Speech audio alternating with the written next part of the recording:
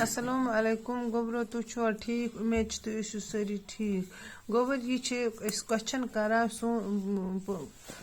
गुलशन वतन सोने अमिक सवाल करने में तो वन अत मज ग्रामर पोर्शन ये क्वेश्चन नंबर 5 वो तुम खुलजो किताब क्वेश्चन नंबर 5 यमन लफ्जन बनोयू जमा यम और लफ्ज दिखमित अमन बना वाहिद अमन बनावन जमा वाहिद गो अख जमा गो अक खुद ज्यादा तो सवाल मे गोबर डायरी पे करने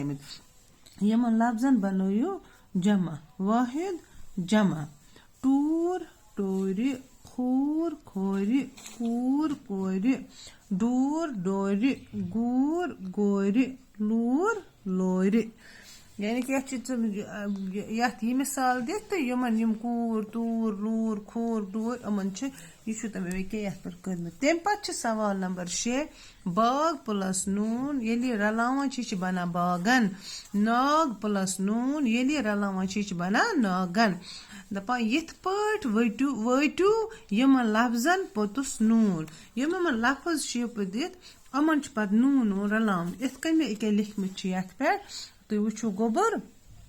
पोश प्लस नून यह बना पोशन कोल प्लस नून कोलन बाल प्लस नून बालन गाफ लाम प्लस नून गुलन वाव नून प्लस नून वनन गाफ वाव शीन प्लस नून गोशन कोहन नारन अंदन रागन तो गोबर यम मे कर सवाल नंबर 5 तो सवाल नंबर 6 कर तुम पे कॉपी पे आज गो बाकी वसलम।